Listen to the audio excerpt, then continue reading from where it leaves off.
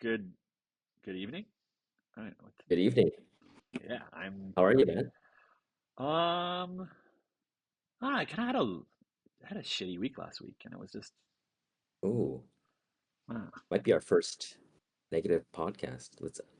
yeah, You should talk about your shit. I feel good of the last 2 days, but all last week I felt crappy.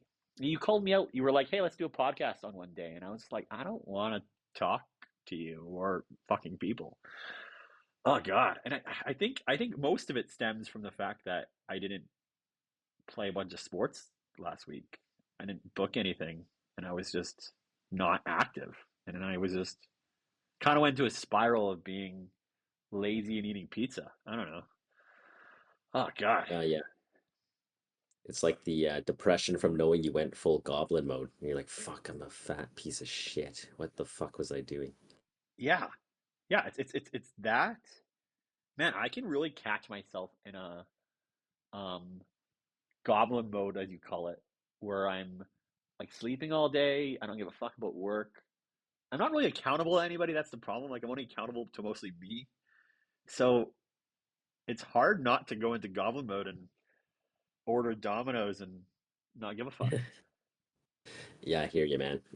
That's probably the double-edged sword of sort of being your own person and having full freedom is like for me today, Monday, I'm like, fuck, gotta drag my ass to work. You know, someone's kind of expecting me to be there, sort of, I guess. Yeah, I mean, it. I'm accountable myself. I mean, if I had important things to do, I would have done them. But there wasn't anything important to do. So I think that's the problem. Like, if you have nothing important to do, like my brain's telling me I don't have to get out of bed. Yeah, Does that kind mean of. you default to having a bad week unless you actively fight it? Yeah, Or, I think so. I think. Well, I mean, hmm, I think that's definitely how my brain works. I have to. I default to having a bad week unless I fight it. Is that not how you work? Are you? I feel like you're super consistent from what I've known you. yeah, it's been pointed out to me. I generally default positive unless something really like shits in my cereal. So, I wonder if there's a way to like reverse that where your default's positive so that you don't have to constantly fight this uphill battle to have a good week. Okay, If so there's, my intuition is it's because I'm an extrovert actually, and if I don't get social interactions, then mm, I'm defaulting to more negative feelings, I think. that's an interesting theory because I guess if you're introverted, you're always alone. So like right, you generally default alone to be alone. So like, oh, I'm good. I'm by myself. And then Yeah. maybe you're like, I'm not with people. My power is slowly draining and I need to go actively be around things to recharge it. Yeah, and I think that's I mean, it's nice having a lyric that is a little bit of accountability of me. Like I still took her to the dog park every day, you know? Like I still went outside every day to the dog park. But I could tell like I was half asleep when I was there. I was kind of just doing it, you know. Hmm. Yeah, yeah, so I don't know, something I've noticed that I need to actively fight it. Um I know my methods of actively fighting it, to be honest. It's like I try to book squash matches during the week that force me to be there. Like it's a ladder match, and if I don't show up, I'm an asshole, more or less. Like I booked you a match that's a recorded ladder match, and I didn't show up. Like it just doesn't work, right? So stuff like that. Hey man, I think some those tricks work. Like owning a house is forced savings, you know. And you're like, this is stupid because I'm just earning my mortgage rate, but you know, it works. Yep, I think it does work. What did you do to get out of the funk then? You know you're having a shit week. What sort of strategies have you got to bust yourself out of that so you're not in some sort of depression death spiral? Um, I find that they just work themselves out. Like typically, something just comes up, and I just shake my way out of it. I don't know. Okay, I think what got me out of it this week was I had a squash game on Saturday, and I don't know. It was just Man, like I texted you on Wednesday though. I know I had a shitty week. Like I felt like from Tuesday to Friday, I didn't do fuck all, and I just didn't care. Uh, it's sucky. Yeah, yeah. Um, we didn't talk about this beforehand, but are you still working? Like, are you winding down the thing? Can you talk about it yet, or I, um, I'm a little nervous to talk about it, but I'll try to talk about it. It's kind of been, you it's don't kind have of, to? I kind of want to. What's going on? Let's see here. My 4-year old blockchain startup is going on hiatus again this month, and um, How long? Do you know? Indefinite? Planned? fuck. So I don't know. Does anybody plan a hiatus? I don't know. Like I've been trying to. Okay, so here. Okay, wait. I have a whole bunch of funny stories regarding this hiatus.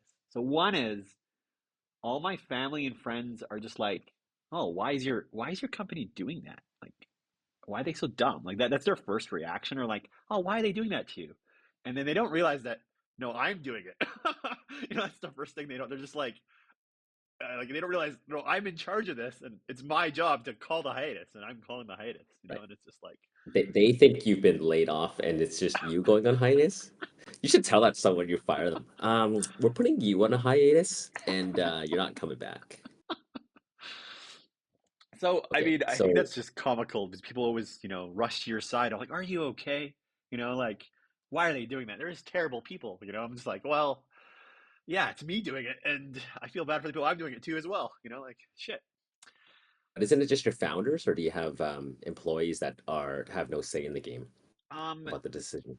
good point. So there's only probably one or two people that are sort of full-time contractors that are affected by it, and I would say for the most part, most people they have enough savings, and they don't.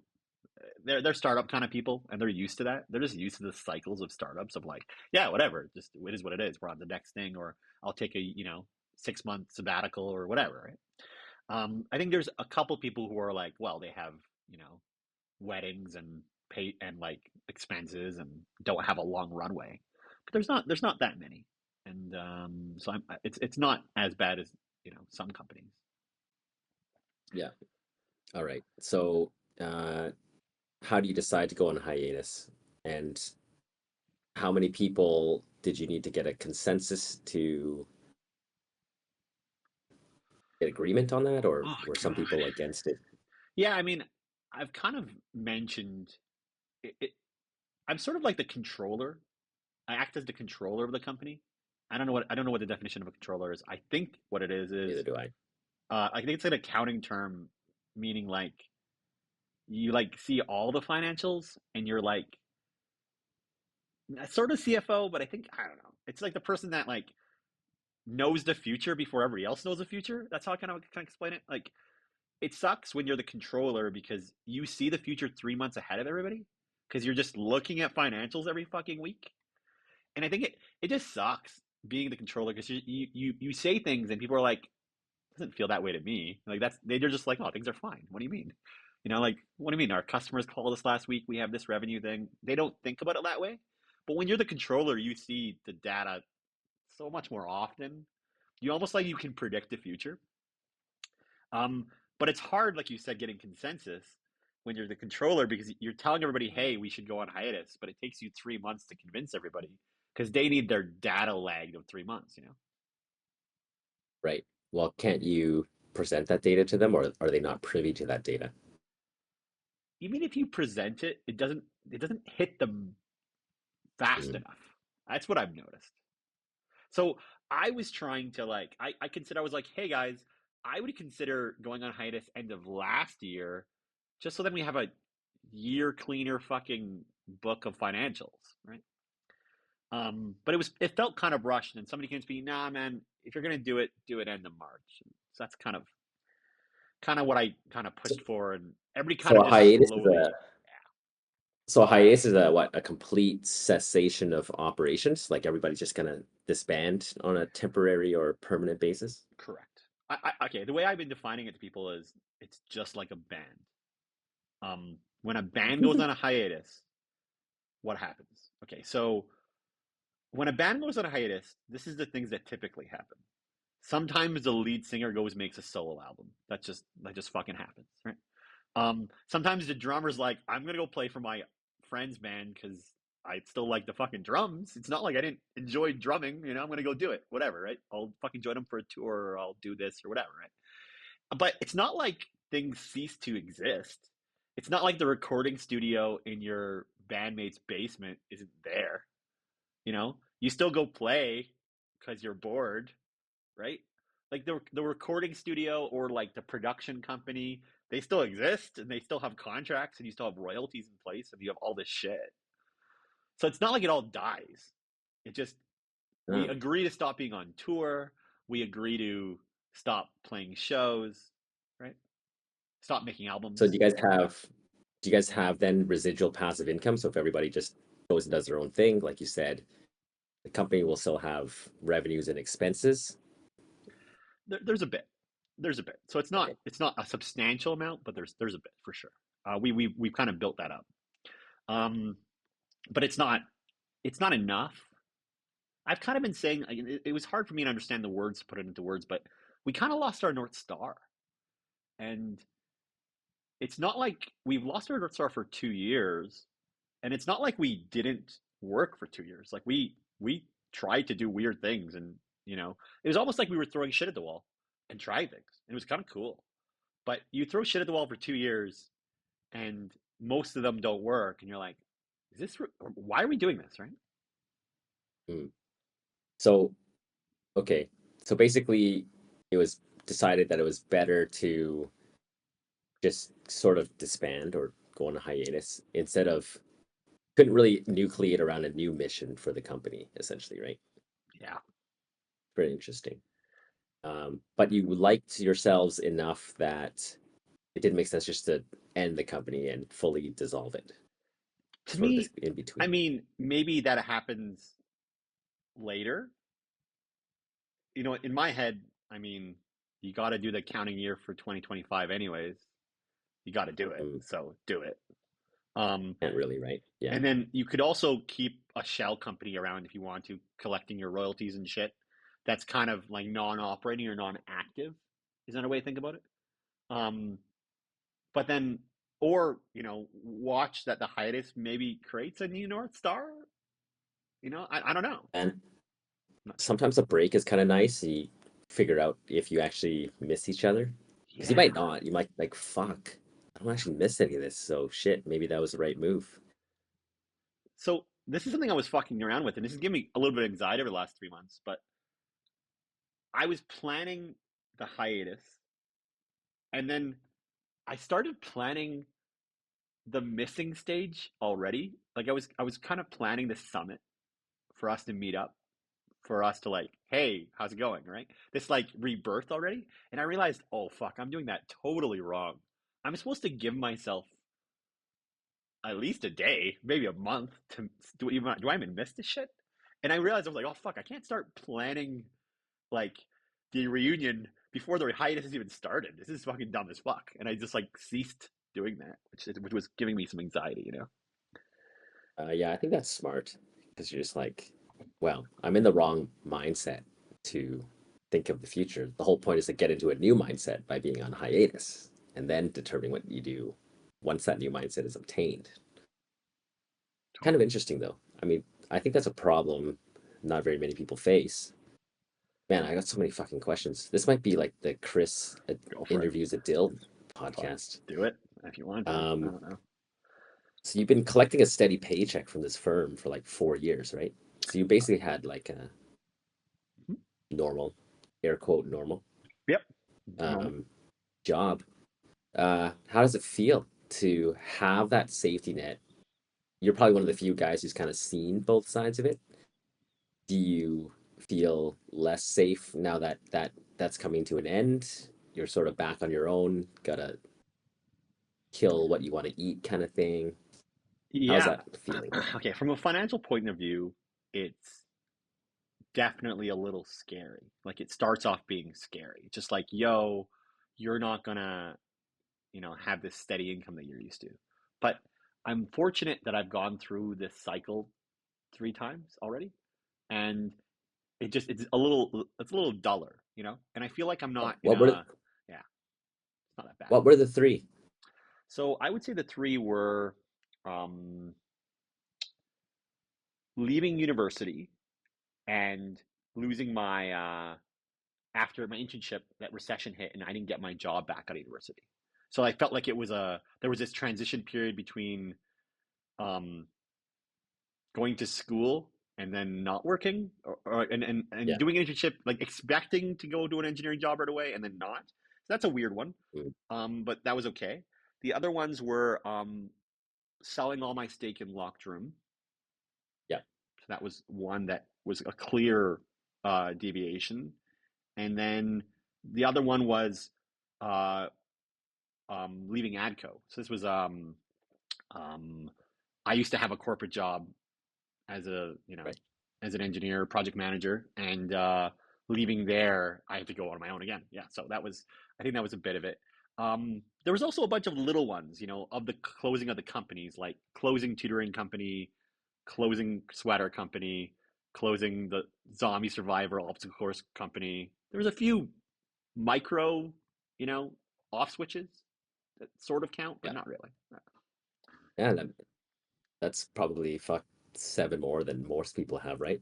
I mean, the amount of people I know who don't leave their job out of fear of that exact thing, there's way more than that than people who it's almost like force themselves to go to the ice bath and then you kind of get used to it, right? Although I think the first 3 seconds always kind of sucks.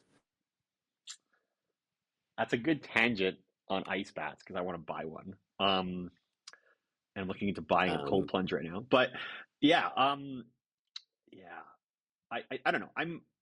I know what this cycle feels like, so it's a little more duller than it used to be, and I'm just like, oh, I'm just supposed to, you know, fuck around for somewhere between 3 to 24 months, and typically what happens is a business just fucking hits me in the face, and it's just I'm just lucky that this idea comes up and it's just like, oh, Adil, do this, obviously. So, yeah, dude, might still happen, man. I mean, bro, I've been kind of living like these surreal moments almost like once a week, right? Like first spring in Germany, and you're just like, oh man, I can't believe I'm here because like 24 months ago would have not been on the radar or the bingo card whatsoever to be chilling here. Hey, fuck, to be chilling here, recording a podcast with you from like Germany, like not on anyone's foreseeable bingo card, at least from my point of view. So, I love that you're there. I think you sound like you're having a blast, and I'm sure there's challenge with it, but I just I like it, buddy. Sounds cool. I think one thing I've learned is that at least for the last several years of my life, and I want to circle back because I actually have another follow-up question to ask you about it feeling duller for you. But I've come to just enjoy my life more, knowing, man, there's always going to be like one or two massive problems in your life that you're like currently dealing with, and learning to just continue to be happy, even though those things are like still on your plate. Like things just get more complex, and I just think like um, nothing's ever going to be perfect, or if they are, it's going to be for like a very short time. But like you just learn to still enjoy your day to day, even though there's like this giant thing that looks like it's about to fuck you up 2 weeks from now, right? You just learn to compartmentalize that part of knowledge that you have and still manage to step out into the sunshine and have a nice day, kind of thing. Yep. Um, Yep. but I have noticed uh, maybe it's like a life experience thing or like a wisdom thing, but individual events such as say your company going on hiatus, they don't seem to impact me quite as much. It's just like, oh man, I've seen just such a broader range of things that like any single stimulus that looks like it's really good or really bad, it just doesn't generate like the reaction that it used to. I guess it's another way of saying like maybe I'm more dead inside. Like, are you just more dead inside, or is that the wrong way to characterize it? No, no, you're right, and it's with experience comes just less. highs, like you just not you. This doesn't feel like a high because you've sort of been there before.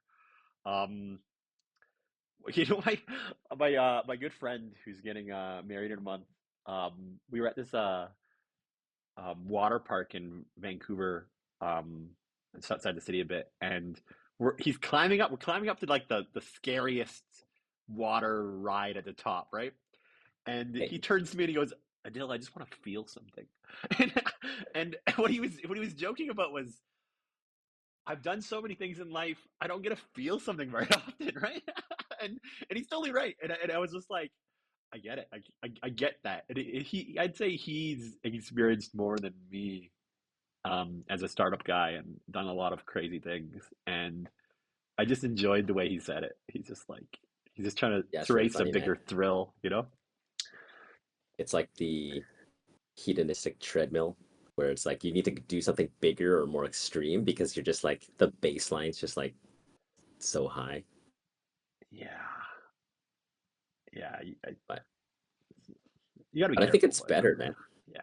I a nice compliment that sometimes people tell me is like I have like a calming effect on them because it does take more to like um get me like agitated, right?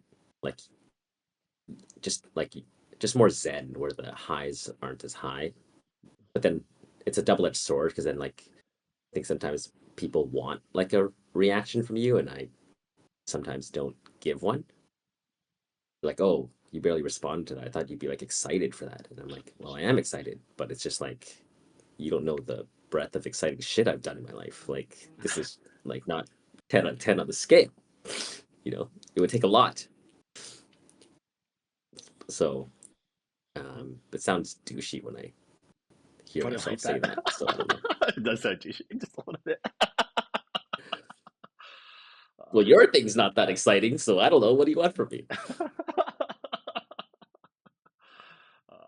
funny. Yeah. Ice baths. I know a thing or two about having those in Canada because a friend of mine had one. Oh, Number one, you can't really use the Joe Rogan ones because he lives in Texas. Like they don't freeze there. So like if you want your ice bath to be outdoors year round, you actually need to make sure it doesn't freeze in the winter because that would just fuck up Jesus. your Okay, ice bath. thank you for So your telling me ice this. bath. So you can't just go out and buy a Joe Rogan ice bath. That thing will fucking explode in the winter once it freezes up. So I think there's really only like one company. I can't remember the name of it right now, but it actually has a heater in it and it actually warms your ice bath if you want to have it outside. Which obviously Hilarious. no, yeah. Um, You could thank, also, thank you for telling me that. That's exactly what I needed to hear. yeah, I can give you the name of that after. The other thing you could do, I guess, is put it indoors, so then you can get anyone you want. Uh, or you can do it the poor person's way. My friend's neighbor, Bathtub. they just used their green bin or one of their bins I've and heard that just too. turned that into a vertical cold plunge. Wow. A lot of thoughts here. So segueing into how I transition into the next phase of whatever I'm doing. So I have a project right now, and the project is my house, right?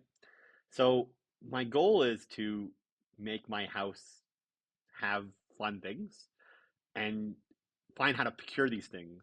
So, this has been on my Like an ice brain. bath, Yeah. So this is why ice bath's on the list. There's actually two other things on the list, and I think one of them, obviously. hot tub. Hot tub. Okay, Uh, trying to think if I know your other one. You don't seem like a sex swing guy, so it's probably not that.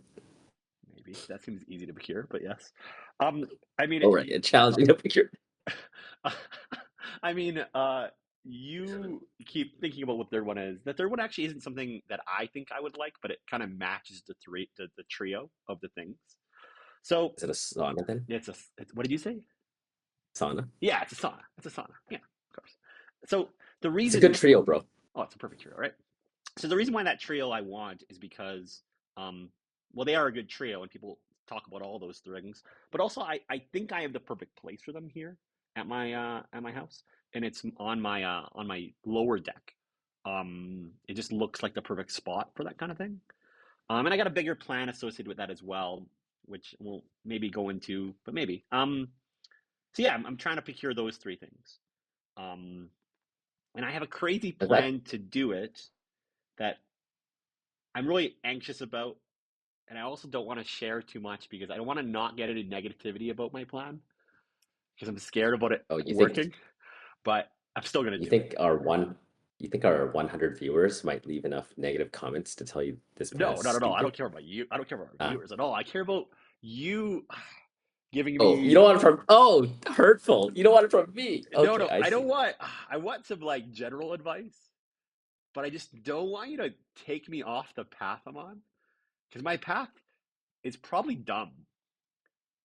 Oh, But I don't care because I think it's gonna I be didn't know I fun. had that power. No, I just I've said this to a few people. I know you don't. You likely won't. And if anything, you'll only give me good advice. But um, okay, I'll tell you my rough plan, and I want you to not take me off this plan. Okay, chill. So my rough plan is um, I would like to try to procure these out of China by loading up those three things and maybe some other things because I need a bunch of stuff in my house into a 20-foot sea can at my old our buddy Jack in factory in Shenzhen. So yeah, that's my whole plan, and I've already started this plan. Um, I don't know if you know. This is why I have this trip planned with my family to go to Ho Chi Minh. Southeast Asia. Yeah, and then also go to Hong Kong and Shenzhen because I want to see it in person. Because I want to make sure I don't Is it get crappy things. like a price savings reason? Like what's the motivation there? So the motivation is it's a bucket list item of mine to ship a sea can internationally. Um, it's just always been a bucket list item. I've waited a long time to do that actually. Um, and then that's it. That's it really. And then I think you can do it by breaking even at least. You know, that's kind of the fun part. Okay, I'm not going to take you off that plan, but I do have questions. Go for it. Just don't take me off that plan. That's my plan. Will the questions take you off the plan? I can't Hopefully guarantee that. not. Hopefully not. I'm just gonna put my. I'm gonna start listening if they do. Why not a 40-foot sea can? Why are you aiming so small? Good question. I just want to limit the amount of crazy I could do, and that this feels like the right amount of crazy. Does that contradict? I guess you're really not concerned about losing your paycheck then if your plan is to go import a bunch of what I would consider to be luxury items from China. So like you're like, okay, cool, no problem. I mean, Um, I've saved up for them. But yeah, sure. yeah. And then like will factories who are used to like mass producing stuff, do they sell single items to end users? Like aren't these factories more used to working with businesses who want to import 60 hot tubs or something or like I don't know. So, yes and no. Um, from what I've learned from procuring out that way is if you go visit them in person, they really trust you. they're just like they're just like, oh yeah, for sure. And if you pay for it in RMB through a Chinese company, they really trust you. And if you bring somebody who is obviously a Westerner, the level of trust just goes up. So putting in the work of being in person and having those contacts to do those things, not just, you know, going on the web and trying to contact people, doing it on the ground per se. Uh, yeah, those are the kind of people that actually start bigger things. And Can you I don't know, that's what I found. tell me why it's on your bucket list? It's a bit of an odd item to have on your bucket list to just be like, I want to ship something on a sea can. What is interesting about that to you? I haven't proven this, but my intuition is it's all about scale. And if you can ship one sea can, it's not hard to ship a 40-foot sea can. And it's not hard to ship 10 sea cans. It starts scaling at a sea can level. But I know the shipping cost of shipping smaller things doesn't hit the threshold of shipping savings. And that's my intuition. I haven't proven that with math, but I kind of know it roughly from what I've ordered in the past. Everything just unlocks at CCAN level is my intuition, my understanding. But I might be wrong. I don't know. No, I have no idea. I'm just Me either. Never done it. trying to get into. I'm just trying to get into like the hamsters that are spinning in your heads. Oh, they're So telling me to do stupid things, but it's part of the fun. Yeah, I was looking it up the other day because we were talking about it actually. We were talking about being in Hong Kong together, right?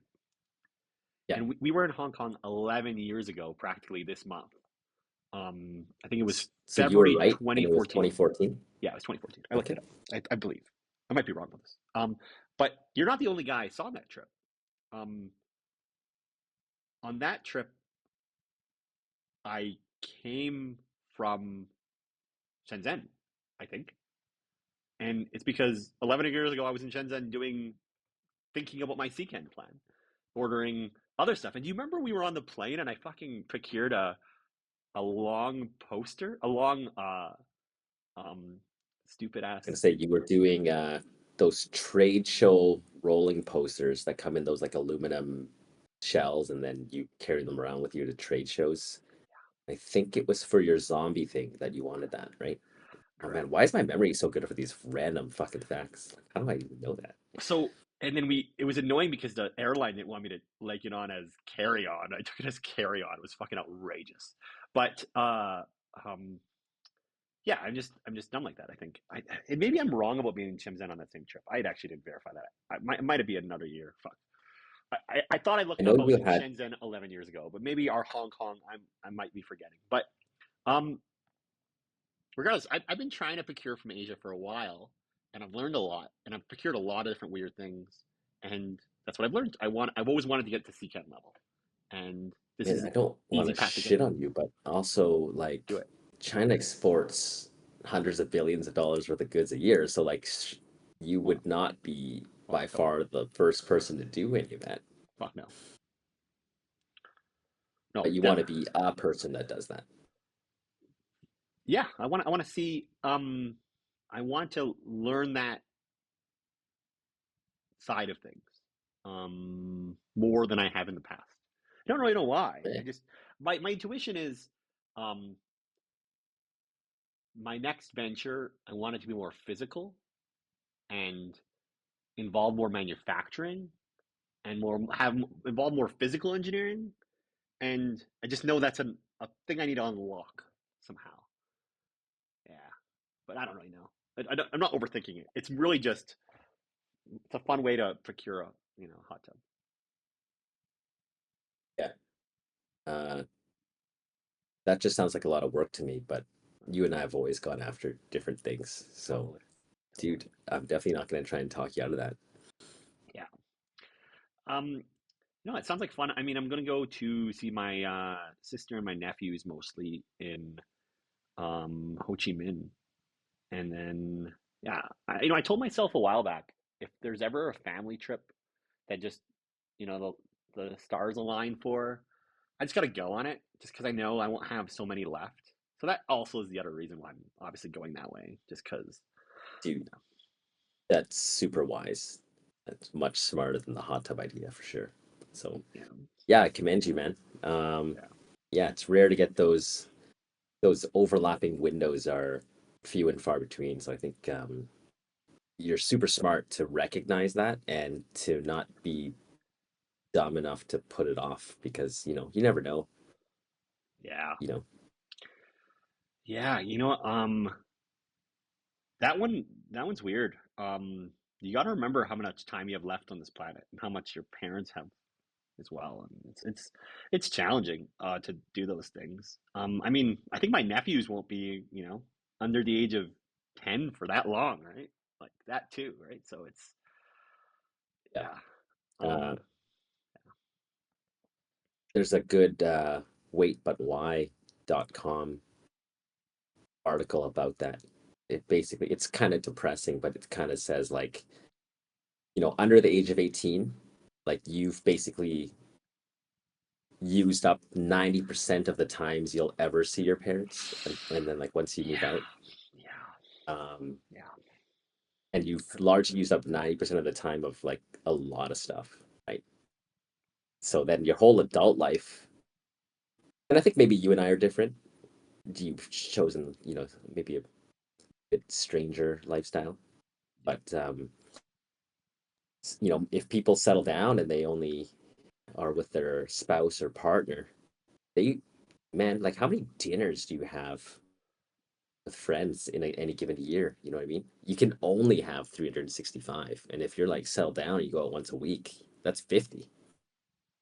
So um, maybe it's a little more for guys like you and I who maybe socialize a little more, but it's still only like 2x or 3x more than that. So um, I will say I use that argument on one of my colleagues, and like I've always so interested to see like what I talk a lot of shit, like what Wow. sticks with people, Yep. and he's like, dude, I've been eating out way more because you fucking told me there's only so many dinners left in my life.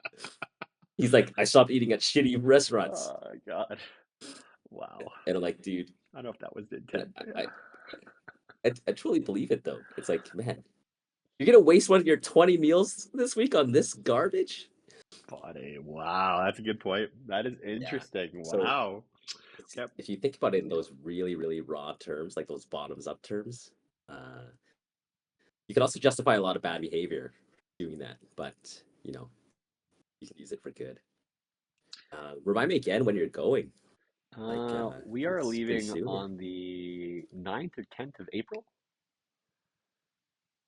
and It's around the corner, bro. I don't have a return flight yet, but around a month, I guess. Yeah. No. Yeah. Um, do you do you know I love beaches, right? Did you know that? I don't know, some of my friends know that. Some of my friends Um, don't.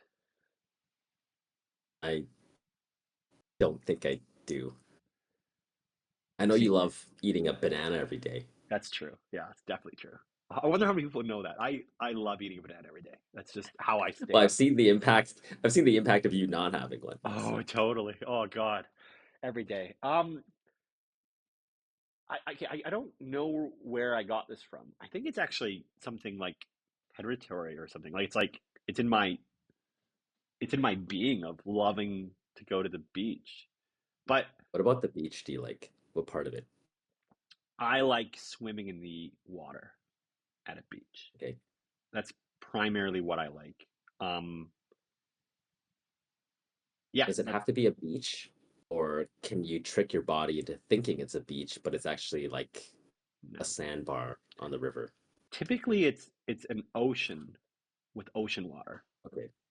Salt. Um, yeah, yeah. Maybe that salt helps me float, and I'm a better swimmer. I don't know. Um, I like the chaoticness of an ocean. I like how chaotic it is. It's fun for me to enjoy swimming in an ocean. Um, Okay. I mean, I've attempted to surf.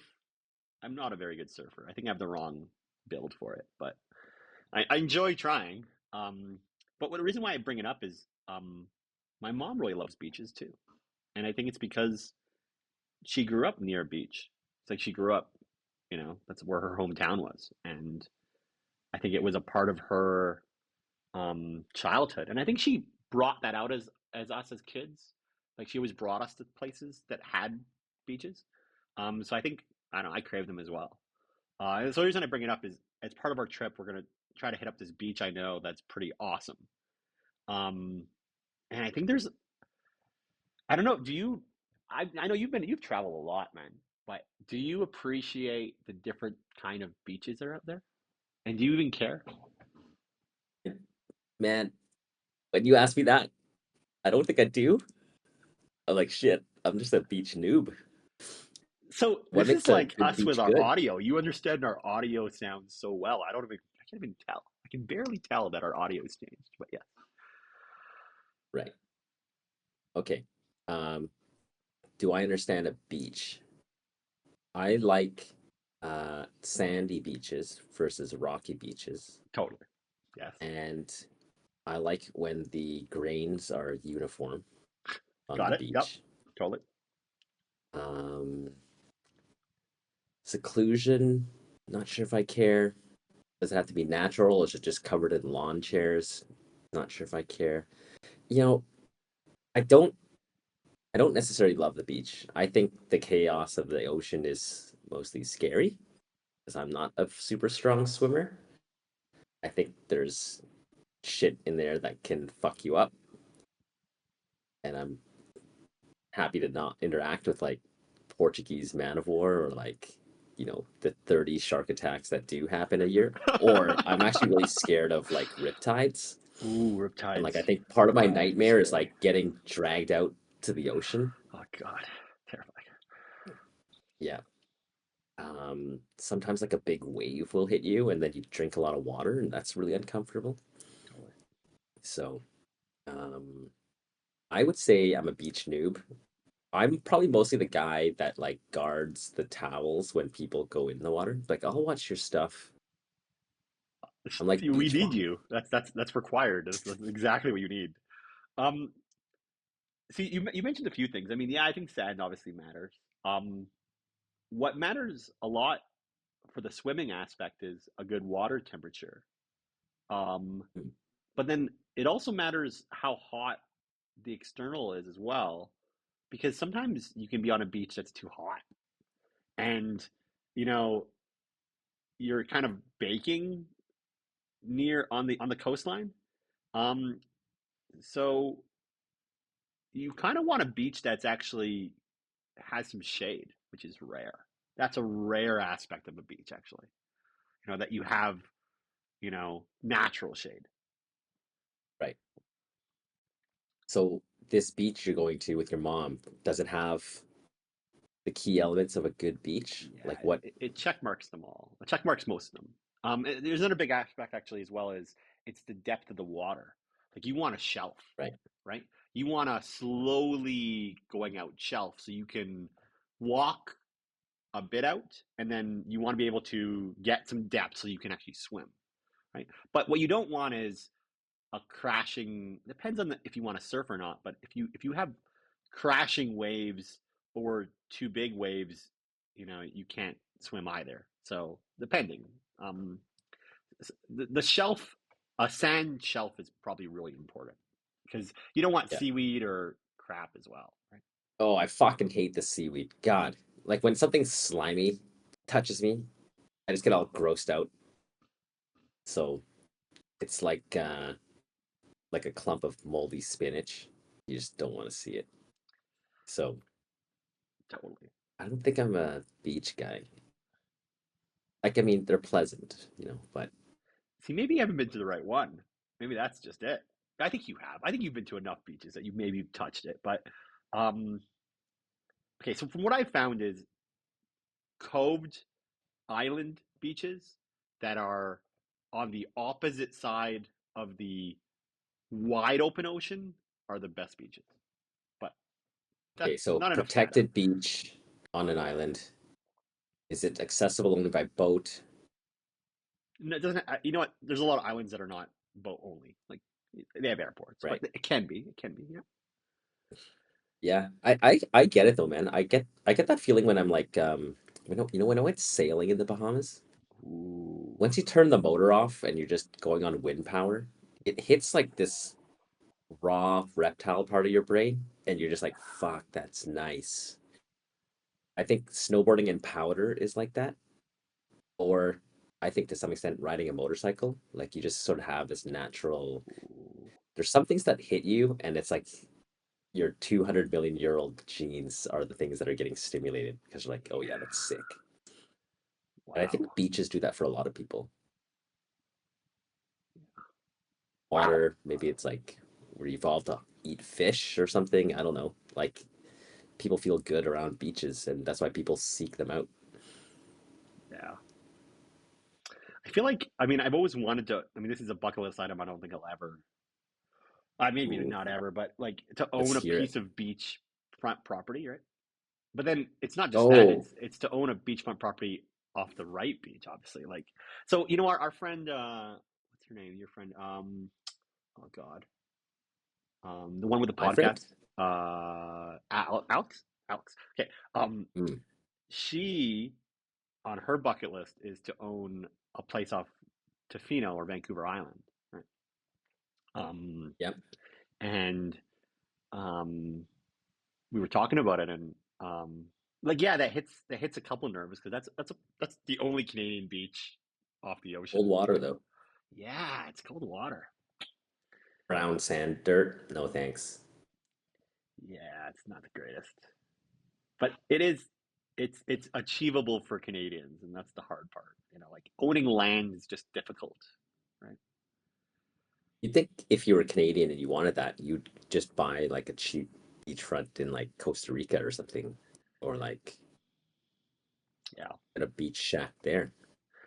Yeah, I mean, I think that's an option. Yeah, it's I think it's proximity to home.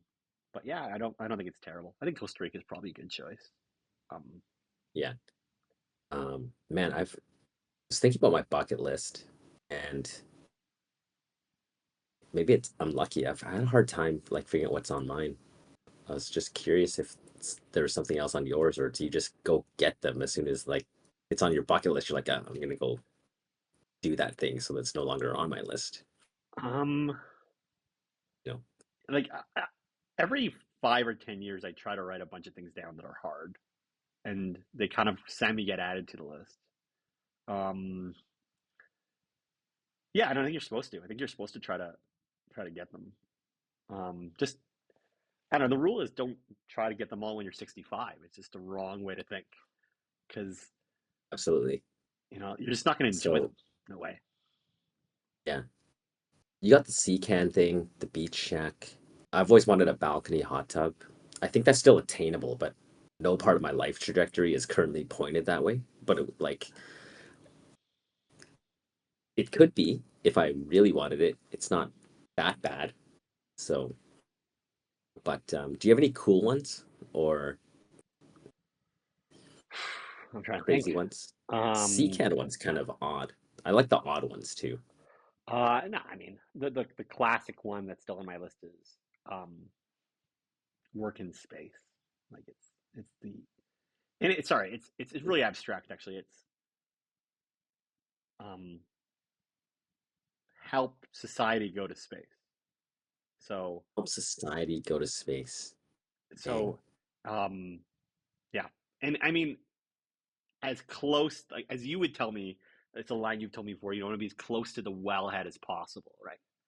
Yeah. So I think like as close to the rocket edges as possible is the way I think about it. Like, yeah, as Interesting. close as possible to me going self-propelled to space, right? Like, yeah, that's as close as I want to be.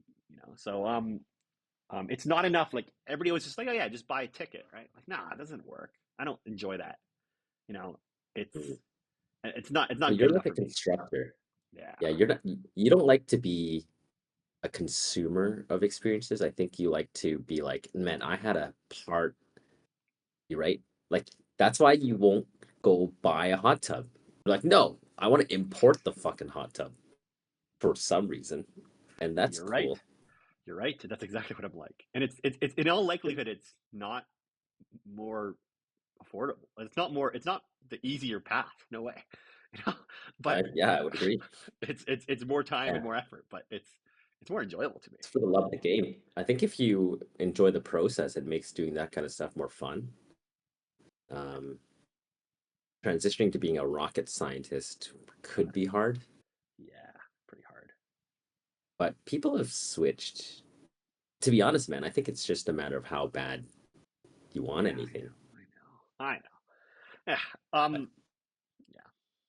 No, I don't know if I have any other ones that are like that out there. That one's always been on my list, and I've told people that a lot. Yeah. Okay. You know what? So you were talking about getting ChatGPT. And Yeah. one of my friends, his he has the really crazy one that you have to pay, I don't know, a few thousand a year to get, right? And he got it because his friend works at OpenAI, and I don't know, I met him, but yeah. Um, so we asked that ChatGPT the question from my perspective, which was, hey, I want to be a rocket scientist. How do I become a rocket scientist? I'm Canadian. I have this much money. I have these kind of skills. Which, Oh, which side should I tackle, right? Like all the kind of hierarchy of what I actually want to do, right? And what's cool about, the advanced chat GPT is it takes 5 minutes to answer. And it provides you like a technical document at the end of it all. It's like 3 pages long. It's insanity. It takes oh, 5 minutes to answer because it's like scouring the web of Canadian space regulations and doing a whole bunch of things. And I gotta say, wow, that document's badass. It gave me a whole bunch of ideas on how to actually tackle this problem. Um, that's and, wild, man. Um, I've been loving using the free. Well, I've been using the free version just to help with language learning because that's arguably literally what it's best at, right? totally, language models, So totally. even just explaining like shit, why is it like this and not like this? It's way better than a teacher, man, for that particular thing. So it's really good at that. And then I made the free one write a business justification to my work for why I needed the paid one. And so it did that. And it somehow fooled my IT guys. Like, oh, that's a really good reason. I'm like, thanks, Chat GPT. Wow. But it is useful. Yeah. And then more recently, uh, yeah, I've been using it to, I've been asking it tax advice. And it's like pretty fucking good because it's just amalgamating. I mean, it probably understands the tax code better than any tax accountant if it's actually read all 10,000 pages or whatever. And so I think it's a good starting point to learn that. And then you can always go and verify it afterwards. But at least now you know the right questions to ask like a human being, right? Like it's good to even prompt you for knowing what you don't know. And like, man, the tax code, hate it. I like that you're on the AI I think, train. Yeah. Um, it's phenomenal. oh, here's another thing where like Google failed me. It's kind of an interesting story. It relates to Italy. I fucking just paid a 140 € fine because I didn't pay for toll road when I was leaving Austria. But I feel like I got trapped, man, because I knew there was going to be toll roads in Austria that I had to pay. And so I went online, paid for like a digital toll, registered my license plate. So like when they have the cameras shoot your car, it knows, oh, that guy's paid, right? It's like our Park Plus system. So I get to this stretch of highway and it's like another toll gate. And like there's a bunch of cars, but there's one gate, kind of like the Banff National Park entrance, where it's like, you've already paid. Drive through this one if you've already paid for it because you have these digital ones. Otherwise, you just pay at the front. So I drive through it. And then, like, this is, well, I went to Italy like what, a month ago. Come back. And we're like, yo, you didn't pay your toll. And here's where like my imagination failed. Uh, that particular route had a special toll. You had to pay a second toll, even on top of the first toll. And I think it's because the Austrians know so many people go from Germany to Italy and just use their highways. They're like, fuck, we're just gonna like screw these tourists that use this road and they don't stay in our country. But then they actually made that uh, gate almost as bait, right? Because like, could you imagine that there'd be two tolls you had to pay? No. They're like, oh, you violated, you didn't pay the toll. It's like I went through the sign because I thought I had paid the toll because I bought it. And what are you gonna do? You can't fight that. So I learned that there's a special toll. So I stupidly Googled all of that, thought, oh man, I'm so clever. I'm going to pre buy this toll, blah, blah, blah. And when I got the fine in the mail, I just went to ask ChatGPT. I'm like, yo, is this toll legit? Like, and the ChatGPT was like, yo, what route did you go? It like asked me back a prompt. I told it which city I went from. It's like, yeah, on this stretch on this highway, there's a special toll you had to pay. It's like, do you want me to help you plan a route that avoids it? So I think every most search now is just gonna move away from Google. I mean, I think I am. I Google 50% less, and it's just smarter. So So, wow. I have two comments there. Wow. Uh, I'll tell my quick story, which is um, ChatGPT is awesome because it can tell you driving times in Seoul, which Google Maps can't do. So just like that real time. alone, no, it can estimate the time, not in real time, of driving distances because literally Google Maps isn't allowed to do it because of North Korea. Oh, interesting. And it's I So only know that it's, that's a, yeah, sorry, long aside, but yeah. but then can't North Koreans just use ChatGPT, or is Well, it banned for them? so here, yeah, here's an example. Um, I'm booking an Airbnb or hotel in Seoul, and I've been to Seoul a few times, so I kind of know what the deal is. And I think I want to book it around this convention center, right? But when I go Okay. to Google Maps, it's like that place is 2 hours away by train. And I'm like, no, it's fucking not. It's fucking a 20-minute taxi. I've been to this area. What the fuck are you talking about, Google? And I saw this on a YouTube video not too long ago. It's just like Google Maps doesn't work in Korea because they don't want to give you perfect location data, right? Because it's missile defense, right? So they only give Sure. you subway data, or they only give you train data, but they don't give you proper driving or walking data, right? But ChatGPT looked up the convention center and went to their page and asked, "How do you get to this convention center from the airport?" And it told you, "Oh, you have these four methods," and it just gave me that information, right? Because it's fucking smart. And what I'm getting at is, yeah, ChatGPT rocks, obviously. But it's just like it's that seems like a stupid rule. Maybe the rules haven't caught up, right? Because it's like what's preventing anyone from just doing that? And then what are the South Koreans doing if they're lost then? I think they have an app. I don't fucking know. I just know, I think I've used their app. Um, all I know is they're super, and China does this too. Actually, their location data is always like a kilometer off. In Mhm. and they do that on purpose. I think it's because of they don't want to leak all the GPS data. I don't know. Yeah, for sure. That's dumb. But my I'm other just glad side we live in was, a world that's not needed. yeah. My other side is I completely agree with you about Google, but I might be wrong about my theory because I've been shorting Google for a year now. Because I think I stopped Googling a lot a year ago. And I was like, Google's gonna lose. This is obvious to me. Like, Google makes all their money in Mhm. search. 70-80% of their money is YouTube, in search. Yes, YouTube. YouTube. YouTube's catching up. But a lot of it used to be search, and it still is a Yeah, lot, right? And they're losing all this search traffic to all these AIs, and they're going to have to AI themselves, so they're going to cannibalize themselves, right? And that was my theory, and that's when I started shorting them a year ago with a decent chunk of money. Um, and I told the people this, but I might be wrong, and I'm realizing that even though I still have this position open, um, because what Google's doing is, I don't know if you've noticed it or not, they're just serving more ads. They own the internet. They realize, oh shit, our revenue's dropping. Oh, just turn up the ad density. Okay, it's equal now. to be honest, I haven't really paid attention to that. Uh, Certainly believable. I think these giant tech companies are just a massive black box.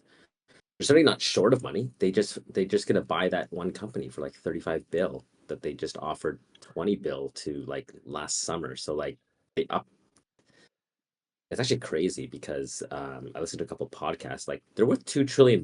So it's just like 30 billion for them is like 0.5%. It's it doesn't even like move the needle, right? Like that's like a daily fluctuation and they have like this brand new company. So it's hard for us to like imagine like the scale of like how much capital they actually have, but it's a fucking bonkers amount. Um, and of course, the general rule with shorting, I would say, is as opposed to going long, is like you also have to nail the timing, right? So there's one extra variable. So you could be right about that, as people eventually were about Tesla, but fuck, you can lose all your money just by getting the window wrong and paying interest. So it's much harder, I think. I think you're right. I think the only counter to that is you always pair your shorts with a long of the general market or of a similar vehicle that you know doesn't have that effect, right? So Right. I think so that's the way I think about it. So it's okay to wait per se, right? Because you're still exposed to the market and you're long. Um, but I don't know. To be honest, I just been noticing YouTube ad density going up substantially. I've been noticing like Google search having a lot more random ads. I've been noticing like just like the price of the cost of ads is so much now that it's not efficient even. Like it's a losing game to serve ads almost now because you don't create enough revenue to do it. It's funny that everything's cyclical, man, because I was, again, podcast marketing. People are saying traditional TV is now worth it again because, like, they're Wow. so cheap. Wow, I There's bet that's true. nobody watching fucking television. That if you want to just approach 5 million people, yeah, they're probably all bad audience and non-targeted, but it's like once it drops to a certain point, you don't need like great click-through rates or whatever the TV old ass equivalent is. So, Totally. No, I believe and that. so many people are good at producing video now. It's like you can hire anyone to make a 30-second commercial now, right? That's a fucking TikTok. Like, Totally. yeah. That's a good point. So full circle, bro. Yeah. Yeah. It's it's more or less the law of capitalism. You'll eat the people who are making too much, right? Um, yeah. Yeah, so I don't know if I'll be right, but I still have my short position just because I don't know. Yeah. I'm not totally wrong so far. It's only gone in the wrong direction by 20-ish%. But yeah, not that Yeah. bad. Yeah. Oh man. Uh, if we're gonna talk about stocks, Berkshire's looking. I mean, Warren Buffett again looking like he's a fucking genius. Just Mm. like rotated to like $300 billion cash and like pretty much called the top of the market. And then I realized like like Tesla's getting eaten alive because like Musk is embarrassing himself and people are like Ruining his cred. burning Yeah. Teslas. But BYD, like that Oh Chinese EV yeah, company, just totally. released earnings. Then I realized like Berkshire Hathaway Energy owns 5% of them. It's like Jesus, man. Like they're just calling like wins over and over again. I'm just amazed by that. Hmm. And but they're selling 10 times more cars than Tesla per Yeah, quarter. 400K versus 40K. And man, dude, I don't know. Can't bet against the Chinese, I feel. Like dude, I they think their quality of manufacturing has just gotten a lot better. They can make quality products. They know how to do it. They also have a billion people there, right? Like they don't even have to service outside markets. They service themselves, right? and pool of geniuses, right? Like if 1% of people are geniuses, they have like 15 million geniuses that they just have to find from their own country. That's if 1 in 3 people in Canada were geniuses. Like, it'd be Wow, insane. that's a good And point. then they always have like an outsized impact on everything around them. So Do you think I got a dumb question here? Um, will Berkshire be affected by Munger's death? he's already dead.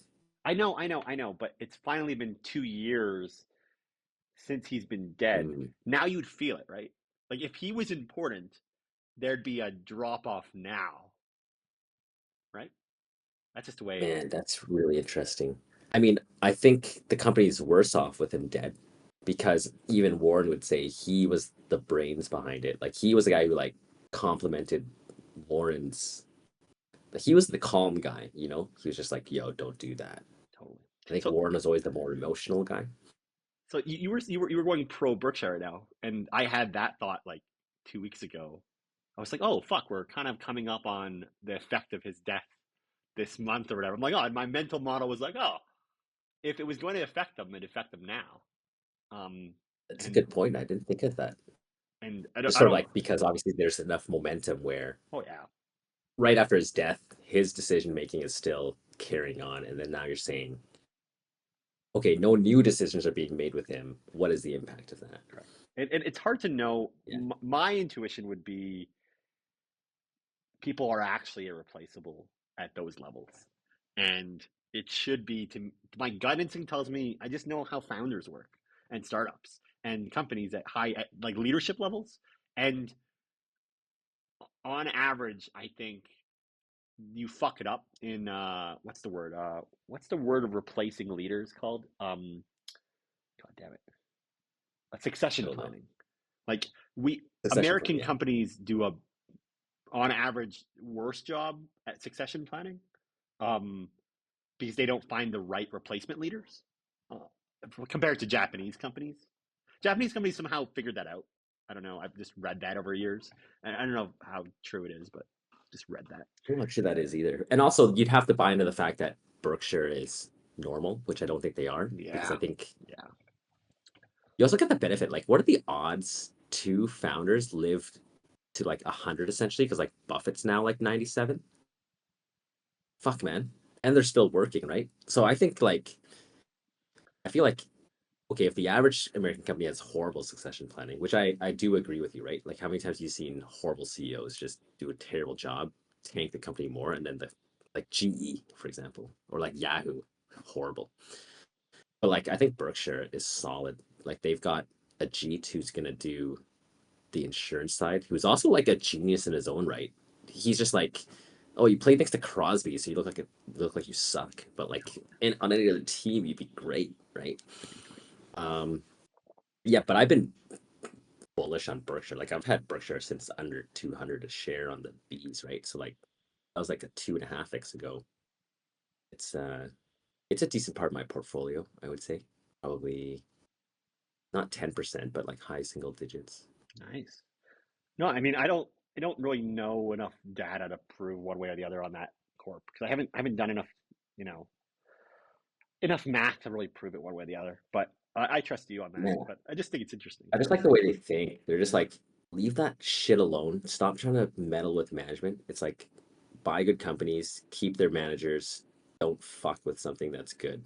I think so many leaders are all just like, like these LinkedIn losers. They're just like, oh, they think they just need to go and make an impact. And like they've just done the opposite. It's like, don't touch it. Like, just don't touch it. It's running fine. Don't touch it. Leave them alone. Give them money when they need it. Like, Wow. it's a brilliant business plan. I like the way you put it like that. Huh. That's opened my eyes to it, actually. I've never considered how good of a plan they actually do, and that is true. That's exactly their MO, and they're good at that. Huh. Too many fucking managers have low self-esteem. They feel like they gotta like twist the knobs and shit and Oh yeah, like, totally. That's exactly what people do. Totally. yeah. So, uh, yeah, definitely. And I think it's just another way to buy American, which I still believe in despite Trump. And it's like Berkshire's almost become like an alt income, right? It's just private equity, but publicly traded. But it's better than private equity because they're not trying to loot the companies they invest in, unlike actual private equity parasites. So like, to me, it's like if you like private equity, just fucking buy Berkshire. Unless your goal is to like bankrupt everything you touch, then do the other thing. Man, that's interesting. I think, wow, I don't know. I want to see a BYD cars in Canada, to be honest. I mean, I drove one. They're here. oh wow, they're in They're Germany. really Amazing. Okay.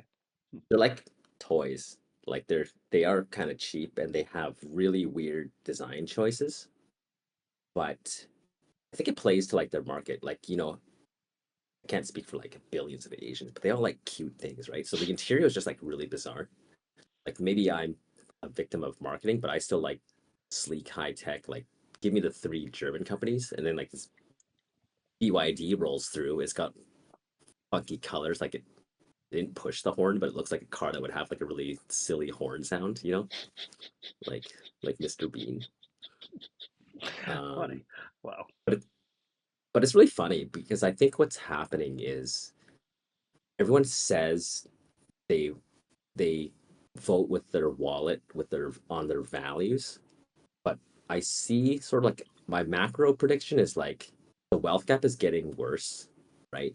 It's like even if people want to do the right thing, they like physically cannot. And like I think we're going back into a place where like people are like, I want to get the good eggs, but I can't. So I just get it. It's like there's the same reason why like sweatshops still exist. It's like people don't want to do it, but it's like, but I need clothes and I have no money, so I'm gonna just go get this one from Bangladesh from like H&M. And that's I think BYD competes in the same way. They're like, yeah, I need a car. It's just A to B. You know, what do you want me to do? The wealth gap. Yeah, I mean, I think it's totally true. Um, I don't know. To me, capitalism solves the problem. If you have sweatshops that are really efficient, eventually the money flows that way, so they eventually stop being sweatshops. And I think what you're seeing it, and my intuition is it's going to happen. It's happening with China, where China eventually becomes more middle class, right? And like you have a Mhm. lot less, you know, people that are really low um, on the ladder, and then eventually, and then what happens is they start getting other people to manufacture their Rich, shit for them, right? which they are. Yeah, And they then are. you become, yeah, no, I fully understand that. I mean, I think that's why it's always pissed me off when it, it's pretty much gone now, but like, 10 years ago, people were like, oh, that's made in China. It's garbage. It's like, well, you realize like the iPhone is made in China, right? Like, seem to love that machine. So, I mean, they can make total garbage trinkets, but they can also make super high tech, nice shit. So does this theory make any sense at all? I mean, the idea of the tariffs creating manufacturing in our countries, does that work? And is there a good reason to do that? Because, like, I would love for Canada to do more manufacturing or America to do more manufacturing because it just sounds like fun. Like, I want to see it. I want to be part of companies that build cool shit. But um, does the tariffs work? And I guess my second question is, are they are we just not supposed to make them work? Is our countries just better at white collar jobs? That's what we're made for. Like we have capital, we don't need a manufacturer anymore. I Like think we're creative and shit, and that's what we're good at. Why do we manufacture? Is that just better? I don't know. I'm confused on what I actually want and what we should do. I don't know. there's like a billion economists that have talked this one to death. But I think if I were to distill this down to like my understanding of it, it's like if me and you played Rochambeau and we just took turns kicking each other in the balls until one of us toppled over, like, is that good for anybody? Not good for anybody. Because That's it's just like, tariffs. okay, you're pointlessly, and then like some third guy, and that's China, right? Just watching me and you sock each other in the balls, we're like, oh, sweet, I guess I win by default. Uh, That's sort of what like punching your own friends in the face. so I think that's the metaphor. the counter to that is sometimes you need fights in hockey because they keep everybody honest. And as Joe Rogan would put it in his like one of his latest episodes, he's like, they're fighting on ice, right? So you don't really get good grip. Like these are kind of like fake fights, right? He was talking about lacrosse fights, and he's like, they're using sneakers, and I'm like, Those holy are fuck, they real. fight Yeah, in those are lacrosse? That's fucking ridiculous. Why the fuck do they fight in lacrosse? two comments on that. Number one, the problem is with the hockey metaphor is China's still not playing hockey, not even in the game. They're just watching two guys punch each other in the face on the ice. Sure, they're like, oh, cool. None of you have teeth. I'm just gonna come in here and like, you know. Um, and then the second comment is, I don't know if you watch like John Boy Media. I think it's one of the No, best I don't. sports channels on YouTube.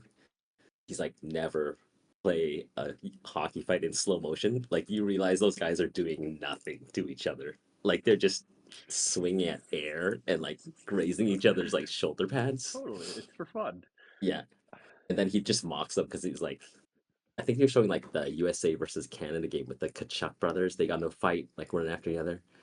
And then he's like, yeah, they're both like, fuck yeah. And then like he shows like the replay and like none of them did anything. They neither took a punch nor threw a punch, and they're just like cheering each other on in the penalty box. That's funny. It's pretty funny. Yeah. So, but yeah, I don't know. Tariffs, like, yeah, I think generally they're considered to be bad, just because it's like, I don't know. I got a lot of thoughts on that too, but might save that for another Yeah, I mean, podcast. I don't know. I am Protectionist theory, I don't know. I don't really know. going back to the stocks though. I did have a lot of U.S. defense funds, and for like Boeing, Lockheed Martin, all those companies, and I think I'm gonna sell out of those. And what am I gonna buy? I'm gonna sell those for sure because I think nobody's gonna buy American arms exports anymore. Mm, Right? They can't be trusted. I think the macro on that is done, and so yeah, you said that. That's gonna interesting. gonna reinvest that into something else. Not sure what yet. Yeah, but it was a good ride. I think I'm up 18% on that since August. Because at the Nice. time in August, it was like it looked like Biden was just gonna keep fucking giving military support to like Ukraine and Israel and like step it up. And so I think that was probably one of my good trades from last year. I just buy more Berkshire. I don't know. Nice. Oh, there's a good Canadian company that operates 90% in the US and like brings the funds back. And I think I might buy some of that because the fucking Canadian dollar is horrible right now. Yep, it is bad. Damn. Is that impacting your trip planning at all? Like, is it bad compared to everything or just Oh, it's bad not compared compared to to like, everything. It's compared to, I don't think it's bad compared to everything. It's bad compared to the States. Um, and the euro? ooh, is it bad compared to the euro as well? I didn't realize that. Yeah, which is good for me, bro. Oh, I didn't Man, realize that either. Lucky you. it's, it's been like giving myself an 8% raise. Nice. Um, I mean, I was paid in US dollars for the last Oh, that's sick, dude. 2 years, so I've been happy somewhat. But uh, yeah, it's gonna end. But yeah, no, I think what was I gonna say? Um, Do you keep them in US dollars or do you no, no, no, no. convert them back to I get paid in Canadian but pegged in US. uh Like that kind of system. It kind of like it rebalances every now and again. I just do the got rebalancing. it. Um, So you're not no, no, hedging or anything. You're just actually just taking it spot totally, essentially. exactly, exactly. Um, Got it. no, you know, I haven't noticed the prices being way off. I think they are a little off. Like they feel 20% more expensive in Asia, but America felt fucking 50% more expensive when I was there last. Like staying at a really crappy motel was a lot of money. Um, you know, just because the dollar was bad and because of inflation down there. Like, Yeah, they've been printing money like crazy down there, man. yeah, Paying off student loans. The budget deficit is like crazy. I think it's 2 trillion. I Yeah. think I saw a stat, man. It doubled since 2020 though. Like 5 years ago, they had like 10 trillion in debt, and now it's like 20 trillion or 30 trillion or something. I don't think Canada's far off of that in terms of how much debt we've taken on since COVID. We've taken on a lot of Yeah, debt. I would agree. I I think think we're that at 1 trillion now. I don't think people realize how bad it is and how important it is for us to have a money nerd cut a lot of crap, right? You There's need somebody to be ruthlessly. I don't know. I don't know if you think this or not. This is why I'm not totally against what Elon's doing. Is you need somebody who takes consideration of how bad the debt is and slash a bunch of stuff. I think pretty I don't know. I'm for slashing and then bringing it back as people yell. That just makes sense to me. But maybe it doesn't work. I don't know. I think it works. man, so many things to touch on. Okay. I do agree. Governments never shrink generally, although we have seen reversals in that trend. The guy in Argentina, That's who like Elon has based it on. Sorry, is it Argentina or is Um, it is it wait, is it Argentina or is it yeah, because they had crazy inflation, and oh then that that guy basically slashed the government budget by like 75% and brought inflation down from like 100 down to like 3. yeah, This Malay, Javier Malay. yep. Um, so the people I have talked to who like whose opinion I respect, I think everyone sees that it's super bloated. You got these crazy programs that don't seem to do anything. I think most people are just mad at Elon because like number one, he's doing it in a way that's like not really well thought out. I think the cut too deep thing works if you're like if you just bought Twitter, but it doesn't necessarily work for government because like the mistakes go they're more harmful, right? Like you can't like stuff just can't stop working. It's not like Twitter. Like if Twitter goes down, you haven't really done damage, but you can't cut like someone's life-saving healthcare. It just makes people really angry. But I think the other major thing is also because like he's unelected.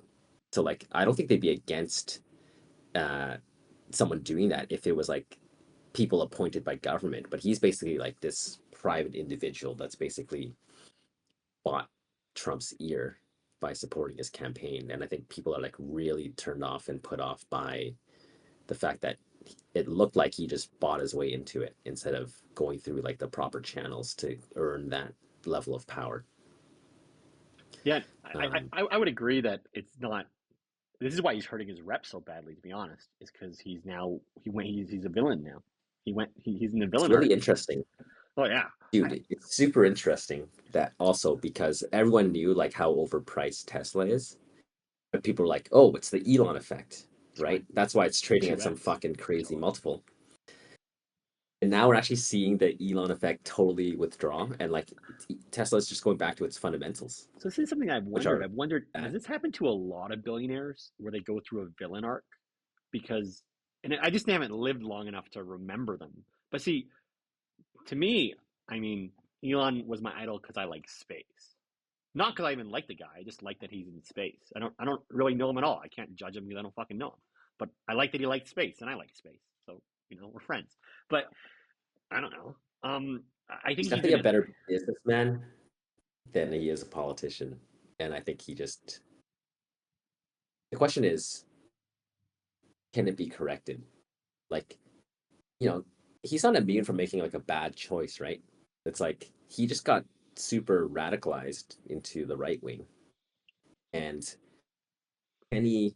The question would be interesting is like, can he recover from that, or has he done like irreparable damage to Irreparable. himself and his companies? You think so? It's irreparable from an image Man, standpoint. But I think you can just be forgotten about in 5 years. Who cares? It doesn't matter. Like 5, 10 years, you people just talk about Trump. but you won't become a But hero again. That's the difference. Like once you become a villain, you're not able to become a hero. I think, but you're able to become forgotten. Like you're just one of the evil Spider-Man bad guys, and people just forget. I think I think he's young enough though that like, what if he does something crazy in the next 20 years and like brings it back around? I think he could. it's possible. It's Like possible. first human on Mars. Oh, Like, totally. Oh yeah, I want to see that for sure. if he put like America on Mars first or something, Oh like I yeah, think that's the dude. redemption arc. Oh, I would love that. I would love it. I would love them to get on Mars. They're trying, man. I don't know if you keep. I know you keep up with some of the rocket stuff, but I think they're fucking getting close. They had I wish he did. 400 fucking Falcon 9 landings. Yeah, that's sick, dude. I mean, I still get goosebumps when I see the footage of the two landing back on the pads. That's sick. Just got goosebumps now. Possibly only surpassed by the Godzilla arms, like from this year or last year, Yeah, catching the man. big ass fucking Falcon Heavy or the Starship Booster, which is Starship just booster. crazy in Yeah, scale. insanity, insanity. No, it's awesome what they're So doing there. I think that's why I think this is one reason why he wanted to go government was he wanted to push money towards his space plan. Hey, we talked about this last time. You were saying that you don't like that he awards himself grants. I looked this up. NASA's budget has not grown over inflation over the last 40 years. Oh, I agree. I didn't, that's not what I said. And I looked it up too because I didn't want to be wrong. But he did have a guaranteed contract from NASA where they would pay for 3 test flights. So Oh, got it, got it, got it. he was funded by, but I think I was right in that Got it. That's right. um, his original funding was backstopped by government, and that's what got him going. Interesting. Because I don't think he would have been able Totally. to blow up 3 rockets without those contracts. God, I didn't realize that. That makes sense. I think I'm okay with Boeing getting less money for fucking space. I just don't. And Lockheed Martin, they seem to suck. So Bro, they spent like $1 trillion on the Department of Defense. Fucking find 0.1% and just give that to NASA. Like, yeah, choose your targets better by like 1%, and that would like double the space agency I mean, I don't know. like funding, right? I don't know if money matters actually. I think money matters a bit, but you need just talented people that can do it. Because if you look at SLS, that's the Boeing Lockheed Martin partnership with Hmm. NASA building that system, and it sucks. And the reason why I think it sucks is because it's not vertically integrated, right? Like it's piecemeal parts through committee in the sense that like, hey, we're gonna build this. Okay, you guys build that.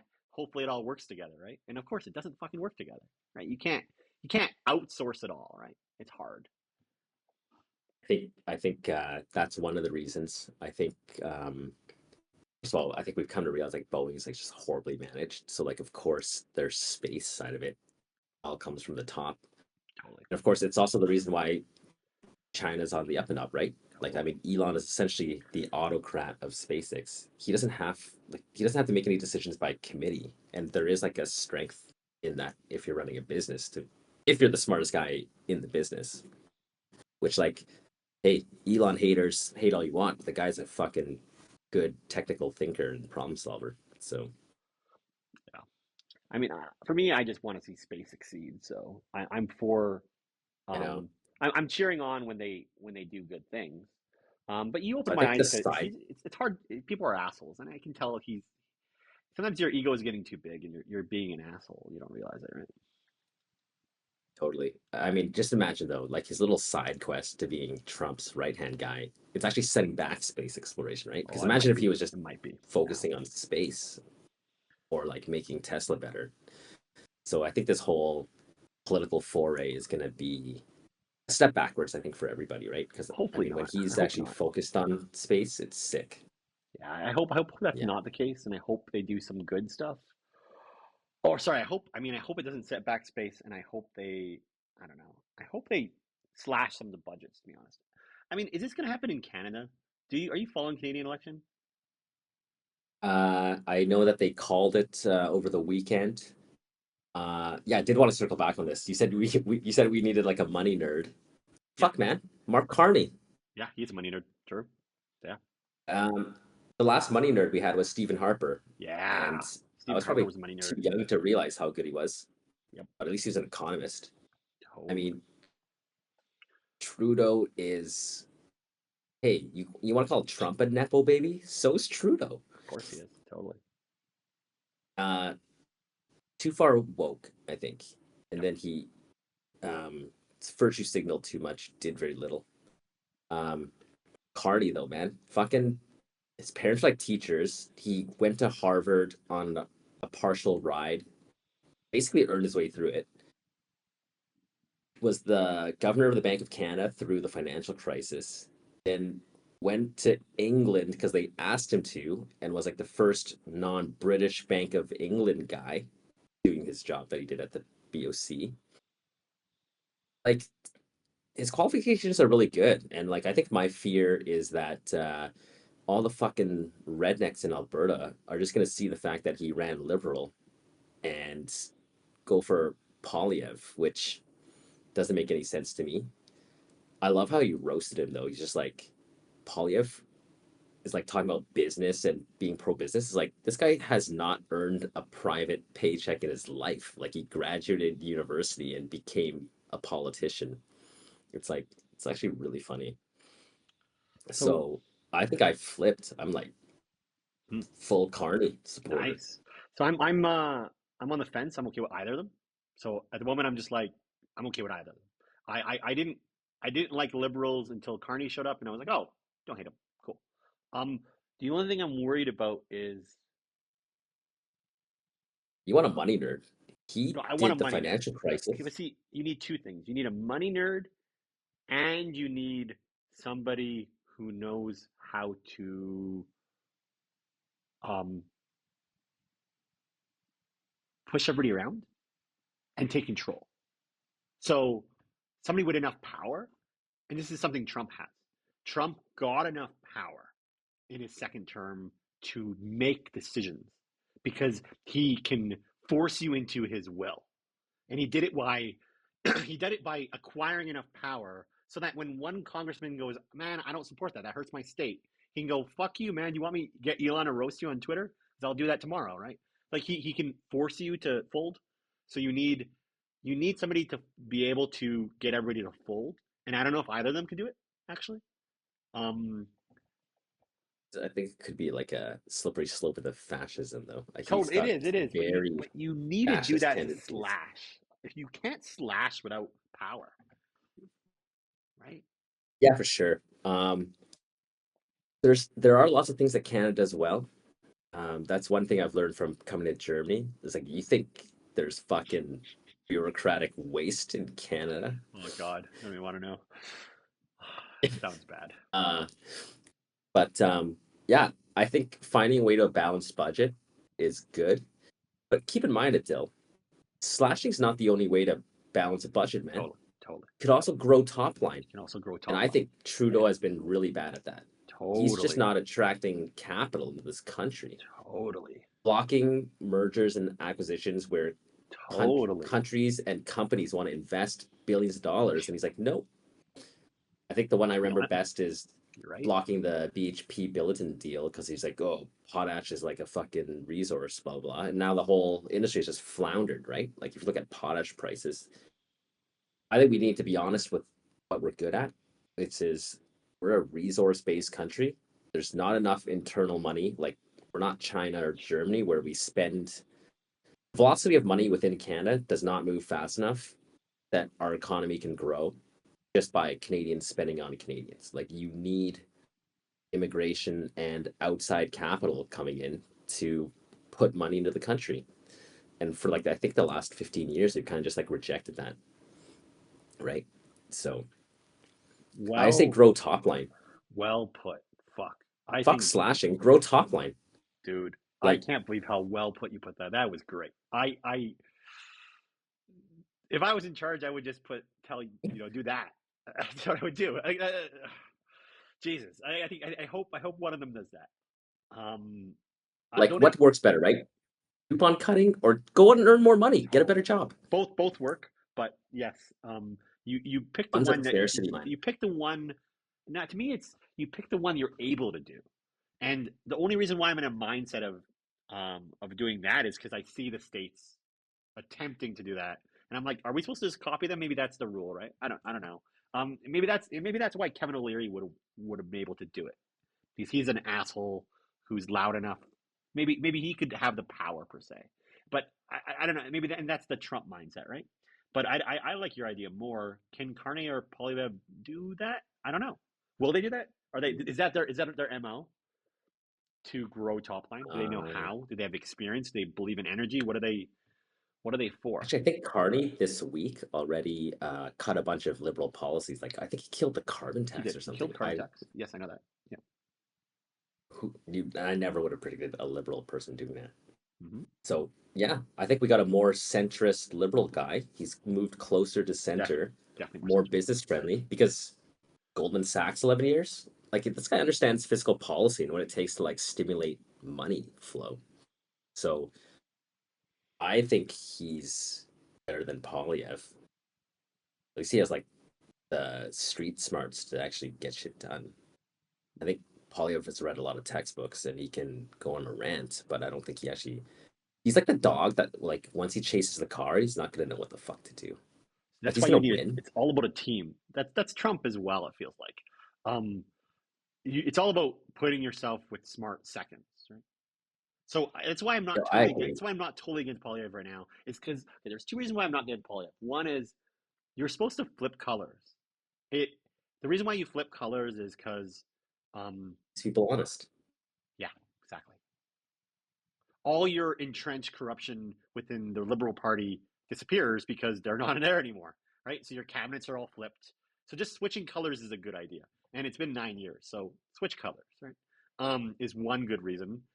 But then the hope is it's the leader has power, and then the team doesn't suck. So I think I agree. Carney's probably smarter. He's the money nerd I want. Um, but I don't know if his team is good or if and I don't know about Polyev's team at all, to be honest. Hey, one of my good buddies actually is running for councilman in councilor in Calgary, which I'm excited about. So I'm getting, I don't Yeah. know. Yeah. Are you that's cool. I mean, are you gonna help or like Yeah, I'm gonna try to help. Yeah, totally. I give him some money, right? I was just like, I don't know, just he's I have just no idea how I have no idea how that shit works, bro. so Like I just wanted to learn because I wanted to understand how it works. He gave me. I already met him for coffee, and he gave me a bunch of insights. One thing that's really different in the Calgary election coming up is that now it's party based, which is fucked, actually. Um, that is like weird. so, Danielle Why Smith. does it need to be? Yeah. I think they're trying to capture the cities. I think, and they're trying to make it. This is the blue party aligned with fucking It's so conservatives. stupid. I hate it. I mean, to me, on the surface, I'm like, fuck off. Why are you doing that? But then my counter to that is it is bad to have 13 people who aren't aligned on anything sometimes make decisions because then your mayor has no power, right? Never did though. The mayor was just the vote anyway. But that's what I mean. If they're a party now, they do have power, right? Oh, but do we want the mayor to I have don't know. power? I I don't don't know. know if we do or not. I don't know if we do.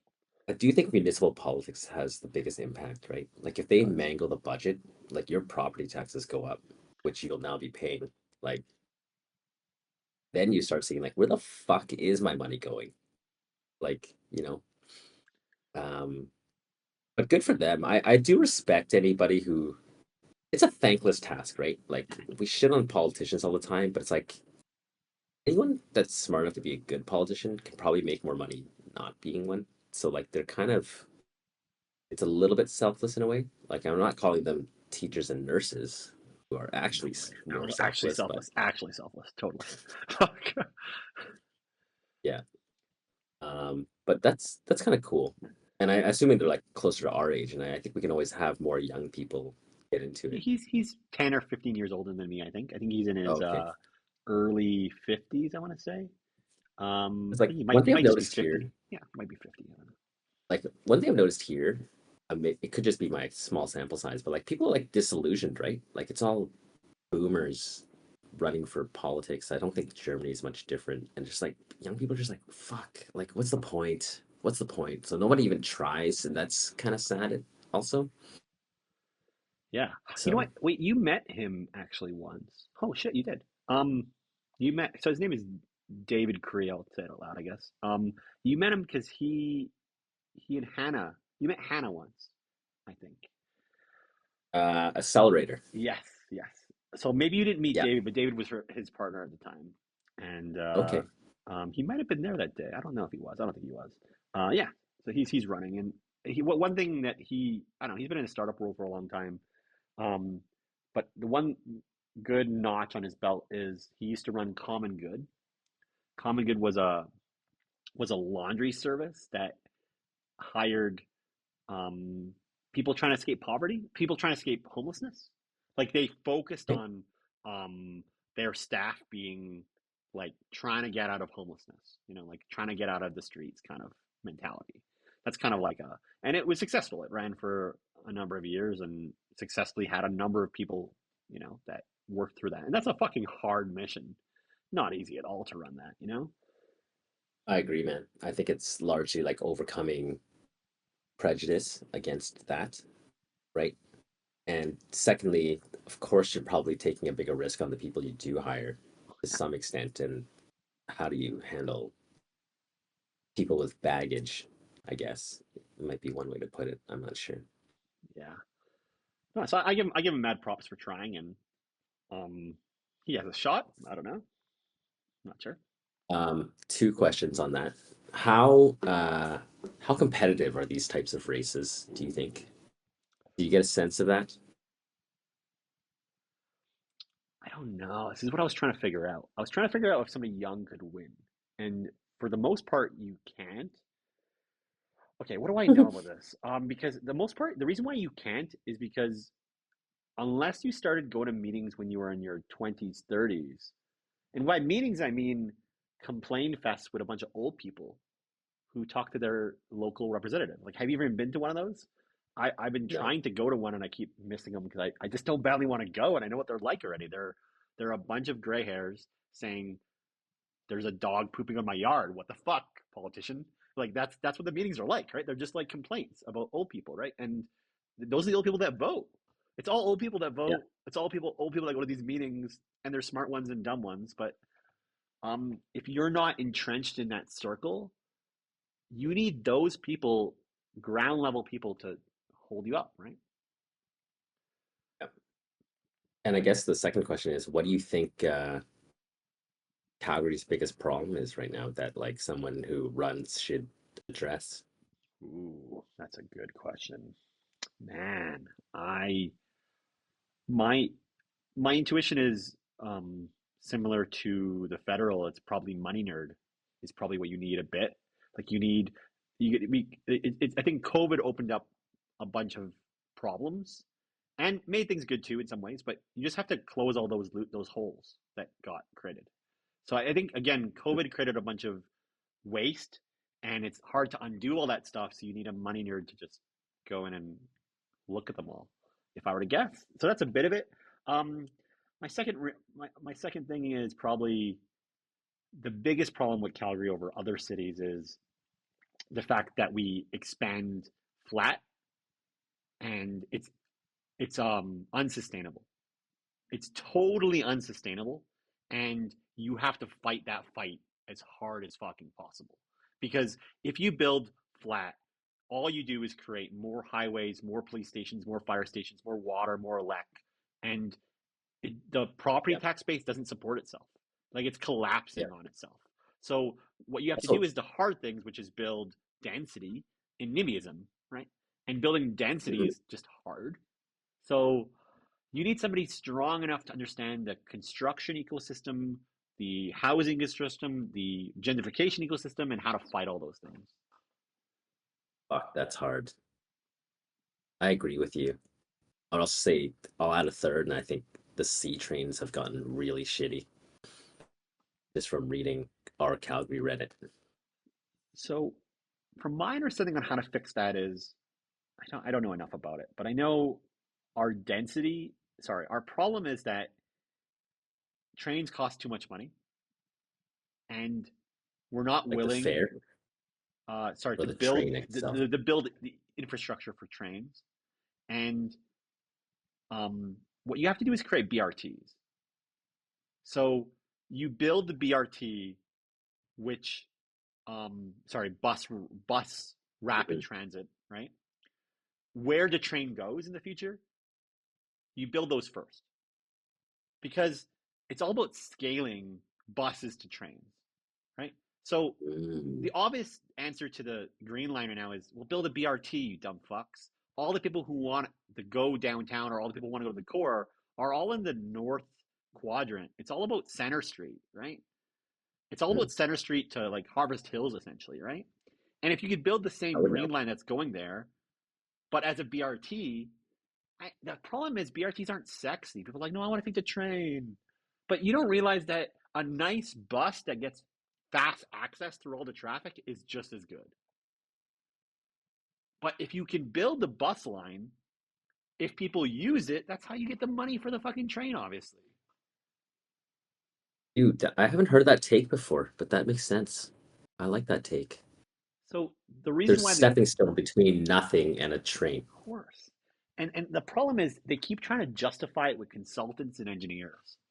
The consultants and engineers are just like, it's going to be hard and expensive. Well, yeah, no doubt. Like, what the fuck? God, we only have a budget. Yeah, yeah, obviously. Like, why don't you guys take your shovels out and start fucking digging? That's what we need. It's obvious that's the It's gonna problem. be hard and expensive. Yeah, it's they're just covering their ass, right? No consultants can be like, man, cakewalk, so cakewalk. the obvious like red herring I could tell, and I've done a little bit of knowledge on this, but is the city made one stipulation on the Green Line, which was like, hey guys, we need a new place to service the trains. And they're like, hey, we want to put it at Train yard. Shepherd landfill, right? Around there, right? Which is on the train Okay, line, Shepherd somewhere, right? And so sure. they're like, oh, cool, we'll draw the train line. It goes all the way from fucking the north, you know, all the way to the south through that train yard. And then they kept running out of budget and they're just like, okay, fine, we'll build it from downtown to the train yard. And it's just like, that's not a fucking train line. Like that doesn't do anything. Nobody gets serviced by that train line. That's why it all fell apart, right? But you got to literally tell the city, fuck you guys. You guys have a train yard already. Use it. We can't make that your only priority. You build a bus rapid transit is obviously the solution. But Dude, I feel like first of all, how do you know all this? I I'm amazed. I'm oh so god, entertained. I might be wrong. This is me skimming Reddit threads and reading about I it, got it. and Fascinating. I might be wrong about a whole bunch of things, but that's my understanding.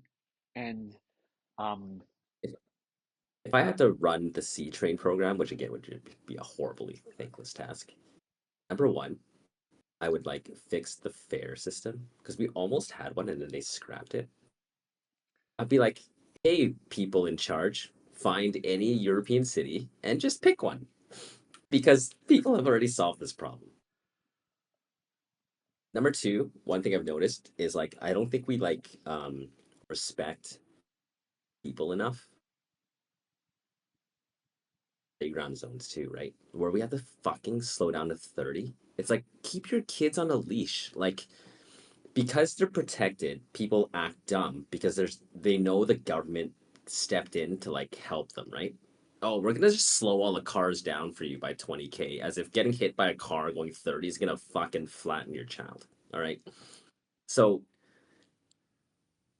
how I've noticed this is like in Germany, and I think in lots of places, the light rails, like the streetcars, you don't need fancy fucking platform. They just open their doors and they're like, okay, get off. And don't forget to look right before you get off the train. totally, It's totally. like you can just lay track into the pavement and be like, we're gonna make cars that don't need a raised platform.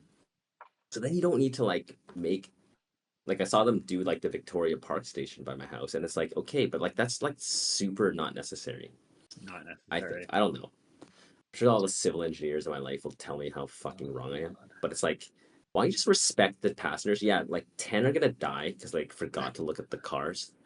But like then then you can just start laying track down like all the major thoroughfares without needing like full isolation with the crossing and all that. Like the street cars here just let you out on the street. Like lots of them have platforms, but lots are just like yeah, don't get hit by a car. You're just crossing one lane of traffic. It's not that hard, right? Wow.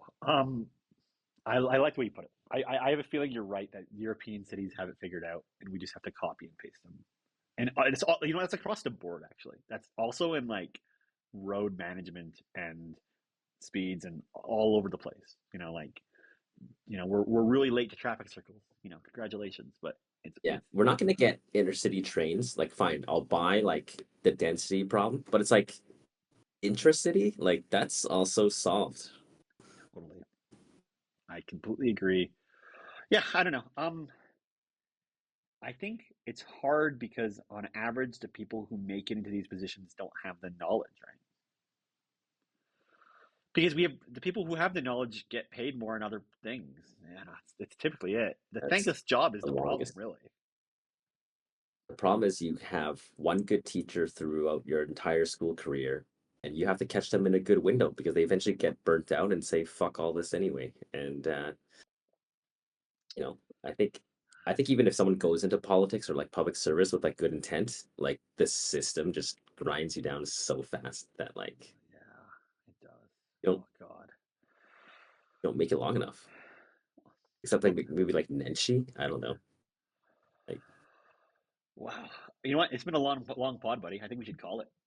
That was fun. that I was a want great chat. I think to. we crammed 2 weeks worth of shit into one. Yeah, we did. We should. I mean, I Uh, want to dive deeper into some of those topics, but um, And I want everybody to tell me That why was I'm a good one. wrong. I mean, there's a lot of, I mean, I don't know what the fuck I'm talking about. Please tell me why I'm wrong. No, fuck me neither. We're just two dipshits bullshitting. I mean, like none of us take transit on a regular basis, but like that's what I would do. So, Agreed. well, Love it. All right. call it right there. Yeah, that's the pod. All right, see ya.